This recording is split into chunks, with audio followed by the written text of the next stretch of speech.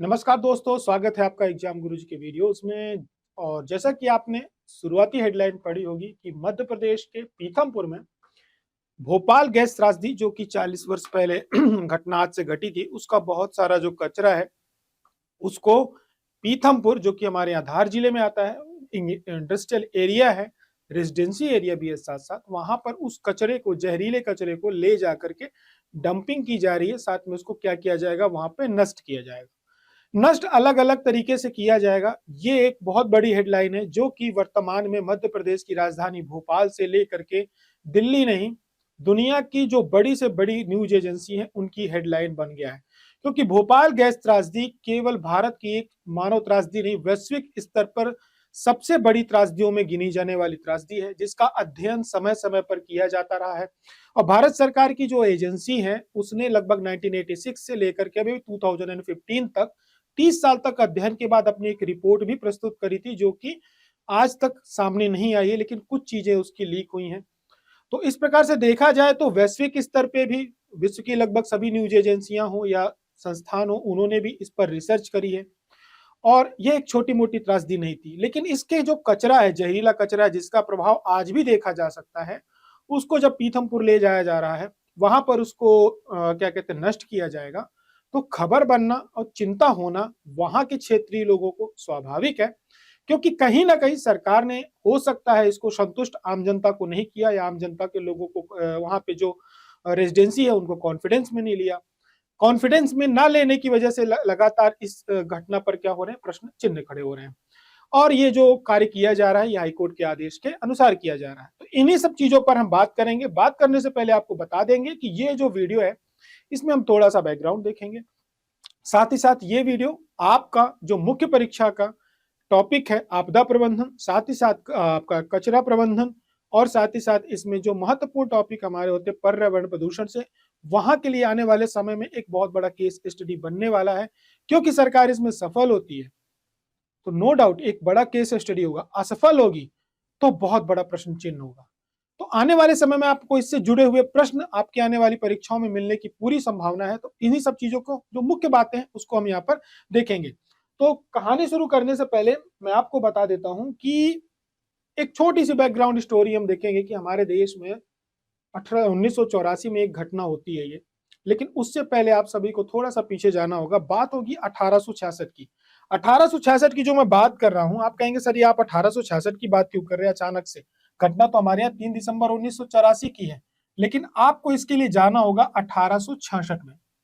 1866 में जब हमारे देश में अंग्रेजी हुकूमत क्या कर रही थी, अपने पांव पसार रही थी, अंग्रेजी हुकूमत का हमारे यहाँ धीरे धीरे प्रभाव पड़ रहा था, ठीक उसी समय पे अमेरिका के सैन फ्रांसिस्को में, ठीक है, कहाँ की बात हो रही है, अमेरिका की बात हो रही है, अमेरिका के सैन फ्रांसिस्को में एक घटना घटती है।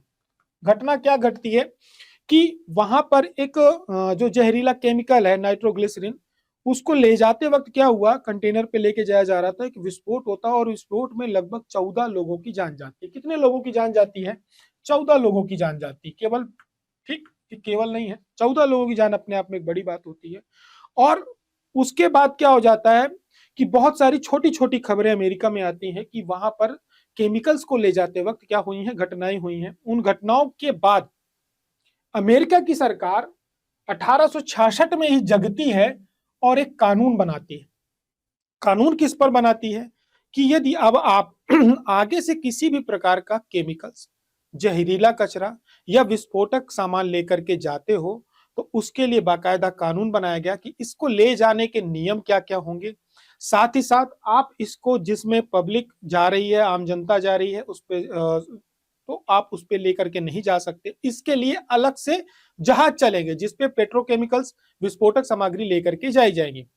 लेकिन इसके साथ साथ आगे चल करके क्या होता है कि लगभग 1970 में या इसी कानून पे वापस से परिवर्तन करता है। कौन करता है? यहाँ पे जो अमेरिका पे कानून बनाती है वहां की कांग्रेस बनाती है। कांग्रेस वहां की, जैसे हमारे संसद होती है, उसको बोला जाता है, ठीक है।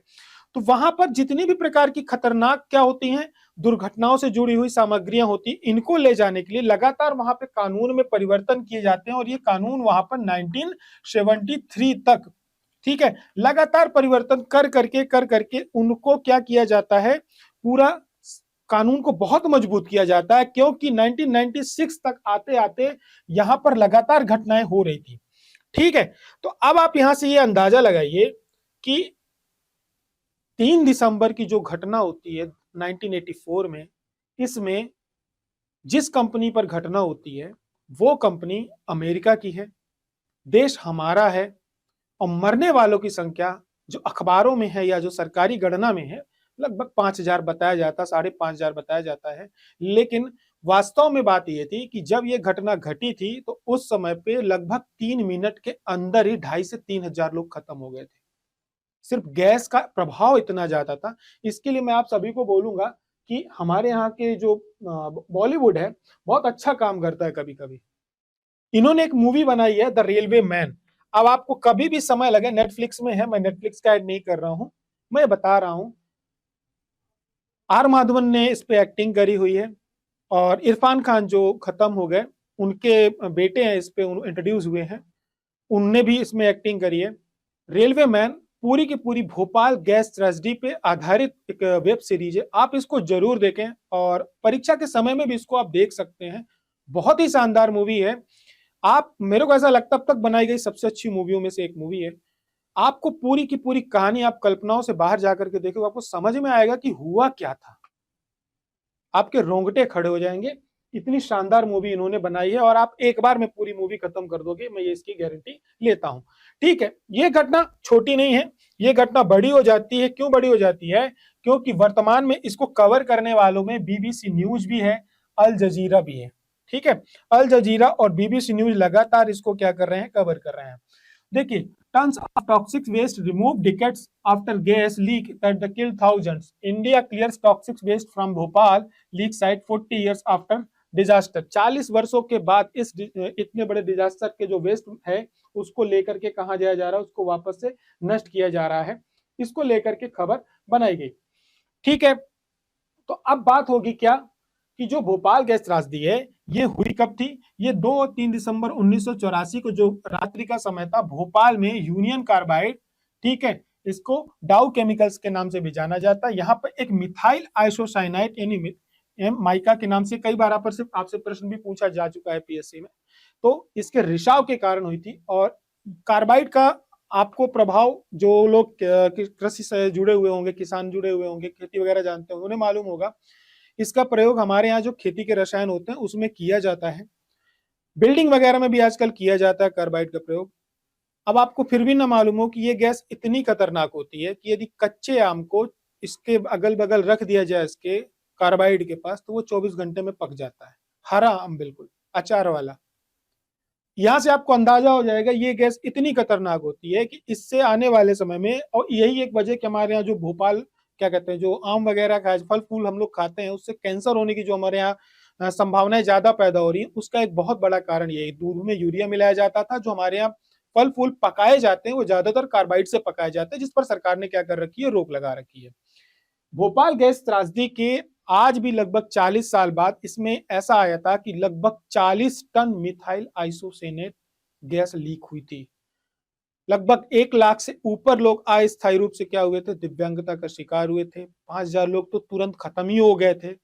330 मीट्रिक टन जो कचरा है वो अभी तक निकाला जा चुका है, और 25,000 से ऊपर मौतें हुई थी, जिसकी क्या है कि अखबारों में 5 से 5,500 देता है, लेकिन माना ही जाता 25,000 के लगभग मौतें हुई थी। उस समय जो बच्चे पेट में थे वो भी अपंग पैदा हुए, उनको भी उस पर प्रभाव पड़ा था। आने वाली कई पीढ़ियां वहां की बर्बाद हो गई।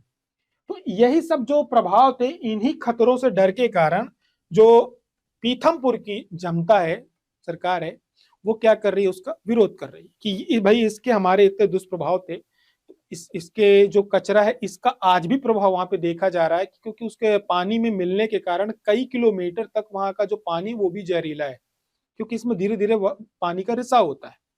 तो इस वजह से इसका विरोध किया जा रहा है कि आने वाले समय में हमारे यहाँ की, एक तो ऑलरेडी हमारा इंडस्ट्रियल एरिया है पीथमपुर, अब ये पहले से ही वहां प्रदूषण है, अब आप उसमें भी क्या करने जा रहे हो, नई चीज करने जा रहे हो, तो आने वाले समय में हमको क्या हो सकता है, इसके दुष्प्रभाव हो सकते हैं। इसका मतलब यह है कि यदि सरकार लोग विरोध कर रही है, आम जनता, मतलब सरकार ने उसको कॉन्फिडेंस में नहीं लिया है। या उसको जानकारी नहीं दी कि हम किस प्रकार से इसको खत्म करेंगे। लेकिन इस पर जो शोध हुए, जो मैं आपसे बात कर रहा था, तो शोध में यह बताया गया, एक विशेषज्ञ समिति थी जिन्होंने बताया कि सामान्य गर्भवती महिलाओं की तुलना में 1984 के भोपाल गैस त्रासदी से जो बच्चों जन्म लिए उन्हें स्वास्थ्य में कई प्रकार की कमियां पाई गई, उनमें जन्मजात विकृत से प्रभावित थे। ठीक, इस गैस त्रासदी से प्रभावित लगभग 1048 9% बच्चाओं में जन्मजात क्या थी, समस्याएं थी। ठीक, और इसका जो असर था आने वाली अगली पीढ़ियों पर भी पड़ा, केवल जो वर्तमान उस समय पीढ़ी थी उस पर नहीं पड़ा है, आने वाली पीढ़ियों पर भी पड़ा है। ठीक है, अब बात हो रही है कि सरकार ने जब ये कदम उठाया है तो स्वाभाविक रूप से कोई ना कोई प्रयोग तो पहले किया होगा, क्योंकि इतना बड़ा कदम उठाने के पहले कोई भी सरकार एकदम से तो करेगी नहीं। तो उन्होंने पहले कुछ तो प्रयोग किए होंगे, प्राथमिक स्तर पे छोटे छोटे प्रोजेक्ट भी लॉन्च किए जाते हैं। तो क्या किया जाता है भाई, पहले पायलट प्रोजेक्ट लॉन्च किए जाते हैं।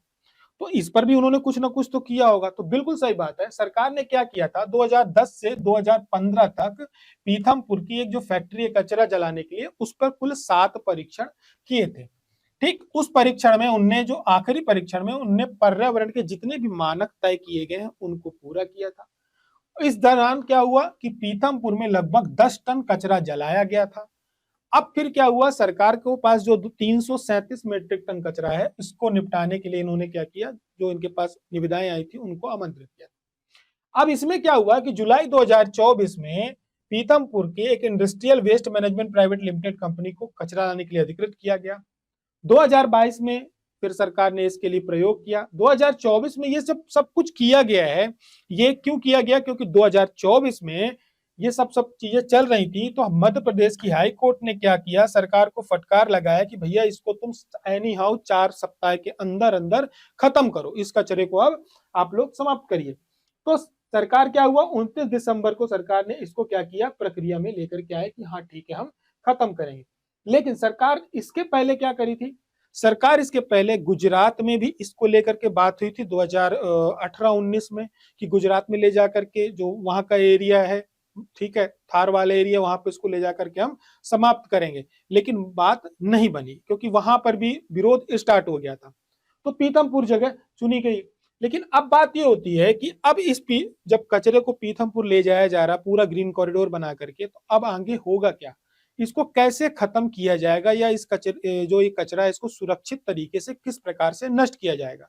तो इसकी जो तैयारी वो ये है कि जो मध्य प्रदेश हमारे यहाँ का गैस राहत पुनर्वास विभाग है, ठीक है, इनका ये कहना है कि हमने जो वहाँ की औद्योगिक इकाइयां, वहां से निकलने वाले जो रासायनिक अपशिष्ट पदार्थ हैं, उन सब के लिए वहां पर उसको पूरा नष्ट करने के लिए एकमात्र प्लांट है।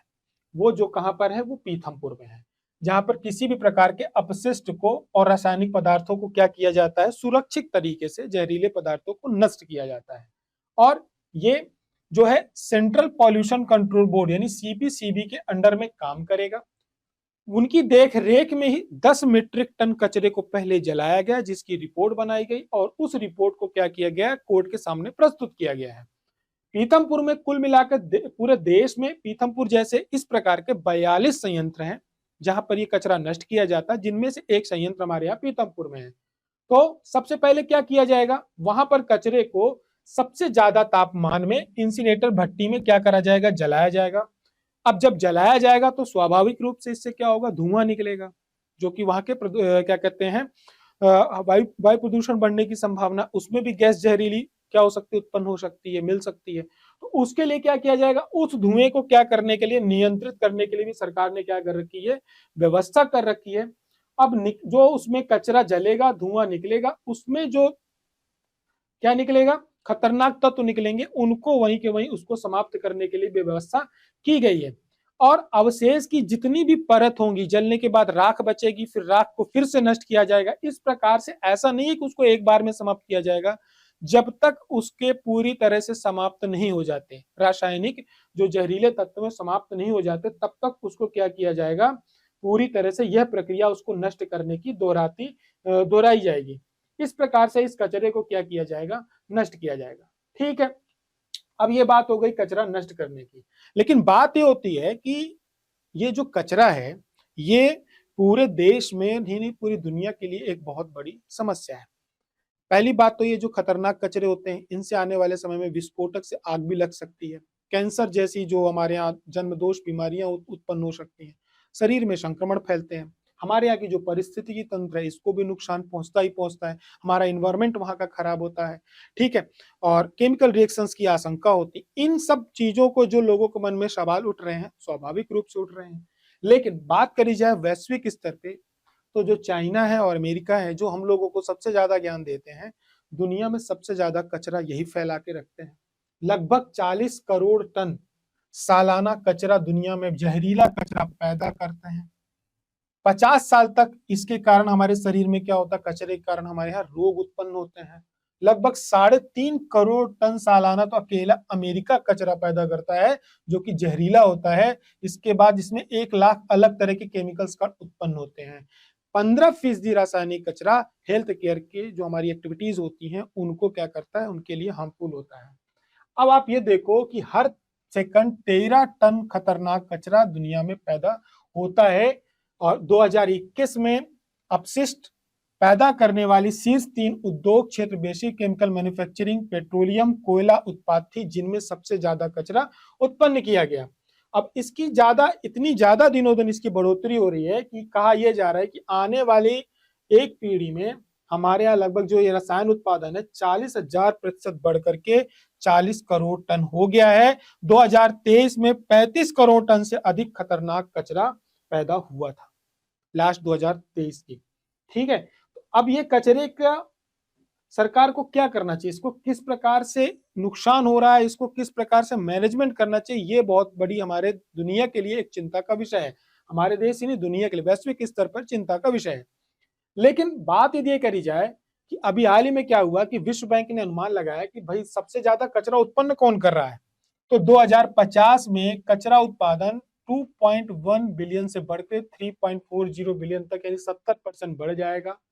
2022 की रिपोर्ट में जो कचरा फैलाने वाले देश है, सबसे ज्यादा अपशिष्ट उत्पन्न होता है तुर्की, लताविया, चिली, मैक्सिको और इटली में होता है, और अमेरिका और चीन प्रति व्यक्ति सबसे अधिक जहरीला कचरा उत्पन्न करते हैं। वहीं भारत की स्थिति की बात करी जाए तो भारत के शहरी क्षेत्रों में 2025 में प्रति व्यक्ति प्रतिदिन 0.7 किलोग्राम कचरा उत्पन्न होता है। 1999 की तुलना में ये 4 से 6 गुना है। हमारे यहाँ पर्यावरण जो जलवायु वन मंत्रालय है, उसके अनुसार हमारे यहाँ हर साल लगभग 62 मिलियन टन कचरा क्या होता है, उत्पन्न होता है, और जिसको वह औसत वार्षिक वृद्धि दर 4%, यानी प्रतिवर्ष 4% लगातार बढ़ रहा है।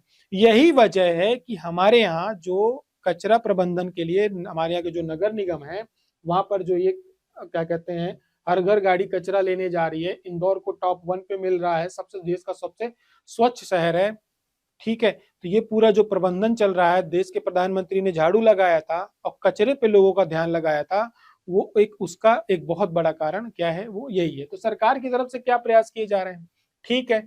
अब इन सब बढ़ते पैटर्न में हमारे यहाँ का जो आर्थिक विकास के साथ साथ 2030 तक हमारे यहाँ नगर पालिक ठोस अपशिष्ट उत्पादन बढ़कर 165 मिलियन टन हो गया है। इंदौर में ही हमारे यहाँ बायो कंपोस्ट के माध्यम से बायोगैस बनाई जा रही है, जो इतना भी ये कचरा इकट्ठा होता है उससे बायोगैस बनाई जा रही है, सीएनजी उत्पन्न की जा रही है। अब उसको क्या किया जाएगा, बेचा जाएगा। नगर निगम बहुत बड़ा इस पे प्रोजेक्ट पे काम कर रहा है, एशिया का सबसे बड़ा प्लांट लगाया गया है, ठीक है। और साथ ही साथ नगर पालिका जितने निगम है उनको भी क्या किया जा रहा है, अपशिष्ट मैनेजमेंट के लिए क्या किया जा रहा है, आने वाले समय के लिए तैयार किया जा रहा है। तो ये जो बात हो रही थी, किसकी हो रही थी, कचरे की हो रही थी, जो आने वाले समय पे आपको पीथमपुर में नष्ट किया जाएगा। अब इसके प्रभाव और दुष्प्रभाव देखिए, जब उसको नष्ट किया जाएगा उसके बाद पता चलेंगे। हालांकि सरकार अभी कॉन्फिडेंस में है कि उन्होंने प्रयोग किया है, पायलट स्तर पे पायलट प्रोजेक्ट पहले ही उन्होंने कर लिया था, 10 टन कचरा समाप्त कर लिया है। लेकिन 337 टन जो अभी वापस से उसको खत्म किया जाएगा, उसका क्या प्रभाव होगा, ये तो हमको समय बताएगा। तो ये था एक आज का विषय, जिस पर हमने आपको सभी एंगल पर रखने की बात प्रयास किया है। आपको लगता है कि इसमें कुछ और विषयों पर तथ्य रखे जा सकते थे तो नीचे कमेंट करके जरूर बताएं। वीडियो पसंद आता है तो शेयर जरूर करना है और लाइक करना है। हमारी और आपकी मुलाकात फिर अगले किसी ऐसे ही करंट के मुद्दे में होगी। तब तक अपना ध्यान रखें। जय हिंद, जय भारत।